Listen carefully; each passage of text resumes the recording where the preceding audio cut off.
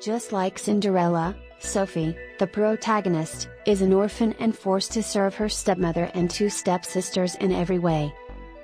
Bastard daughter of the Earl of Penwood, the girl, like all young women of 20, dreams of being able to live even just 1 hour like in a fairy tale, and when the governess, or should I say fairy godmother, gives her the chance to go to a costume party, she seizes the opportunity. It is in the midst of the sparkle of 1,000 lights that Sophie recognizes her Prince Charming in the eyes of Benedict, the second of the 8 Bridgerton brothers. And magically the feeling is also mutual. Only Sophie knows well that at the stroke of midnight everything will be over, and that of that evening she will only be able to keep a single, unforgettable memory. For this reason she does not take off her mask and does not reveal her true identity. After all, could she ever say that she is only a scullery maid to one of the most eligible bachelors in London? But Benedict doesn't think the same way and is firmly stubborn and determined to find her. He has a clue. A glove of hers with the initials SLG. Benedict is one of the few, if not the only one among the Bridgerton brothers, to be struck by love at first sight. As soon as he meets Sophie he feels that this woman is different from the others. And she might even be the right one. Sophie, however, disappears into the darkness of the night, with the conviction that she will never see him again, aware that between them there can be nothing more than a magical evening made so by a mask and a lie. After all, a life scrubbing floors and shining shoes has certainly not made her the usual cheerful and carefree protagonist typical of Quinn. Sophie has a veil of melancholy that shines in her eyes, and the certainty that her life cannot be with Benedict. However, she does not fail to express a nice character that takes hold as the story progresses. When she and Benedict meet again, after the masked ball, Sophie finds herself torn by desire and at the same time by the fear of being recognized, but when this does not happen the disappointment and anger are strong. And it is precisely when the anger exceeds the threshold of tolerance that the girl gives the best of herself. Unforgettable when she knocks Benedict down with a punch on the chin and then her stepmother by hitting her left eye. These two scenes alone are worth the entire novel. But let's get to Benedict. A nice character, not as charming and likable as Anthony in my opinion, but with his why, like all the Bridgertons after all. Being the second of the brothers, he feels the weight of not always being recognized as Benedict, but as one of the many Bridgertons. There are even those who bet on which number he is. He is impulsive, passionate and extremely stubborn. Bridgerton Season 4? Oh, it's happening, baby. Benedict Bridgerton will take center stage alongside soon-to-be introduced Sophie Beckett, now named Sophie Beck. Now the only question we need an answer to is, when will it be released? Following the huge success of Netflix's Bridgerton series, including its spin-off Queen Charlotte, the streaming platform had already renewed Season 4 before Season 3 had even aired. Nicola Coughlan and Luke Newton's Penelope and Colin are the main couple in Season 3, and they'll be passing the baton over to Luke Thompson and Yaron Ha, who will front the show next season. Bridgerton Season 4 is quite a way off from dropping onto our Netflix accounts, as it's been confirmed it won't air until 2026. However, filming is now set to begin and there's still plenty of exciting news, updates and behind-the-scenes happenings that have been shared about Season 4 already. So, dearest Giulia reader, here's everything you need to know about Bridgerton Season 4, from the potential release date to the confirmed main couple, and everything in between. There's currently no release date for Bridgerton Season 4 yet. But the bad news is that fans will have to wait until 2026 to see Benedict and Sophie's love story play out on screen. Speaking to The Hollywood Reporter about Season 4's release date, showrunner Jess Brownell said, "We are working to try and put the seasons out more quickly, but they do take 8 months to film and then they have to be edited and then they have to be dubbed into every language. And the writing takes a very long time as well, so we're kind of on a 2-year pace. We're trying to speed up, but somewhere in that range," she added.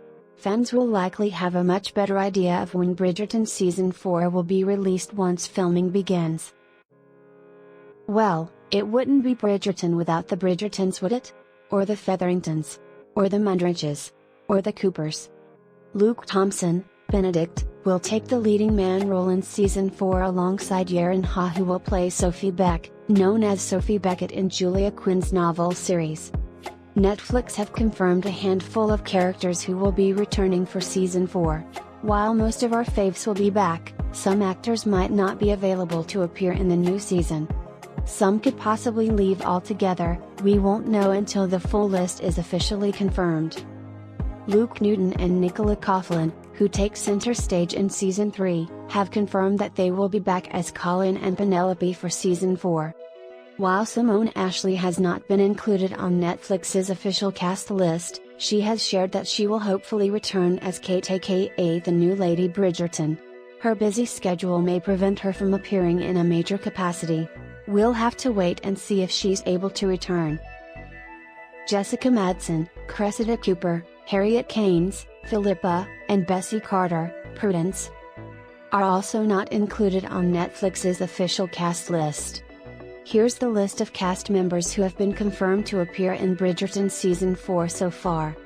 Luke Thompson, Benedict, Yaron Ha, Sophie Beck, Jonathan Bailey, Anthony, Nicola Coughlan, Penelope, Luke Newton, Colin, Hannah Dodd, Francesca, Victor Ali, John Sterling, Masali Badusa, Michaela Sterling, Claudia Jessie, Eloise, Will Tilston, Gregory, Florence Hunt, Hyacinth, Ruth Gemmell, Violet, Adjoa Endo, Lady Danbury, Golda Rochouval, Queen Charlotte, Martin Zimhang, Will Mundrich, Emma Naomi, Alice Mundrich, Daniel Francis, Lord Marcus Anderson, Polly Walker, Portia, Lorraine Ashbourne, Mrs. Varley, Hugh Sachs, Brimsley, Dame Julie Andrews, Lady Whistledown without looking too far ahead. Fact, Francesca becomes a widow after 2 years of marriage and, returning to London, she falls in love with Michael, her late husband's cousin.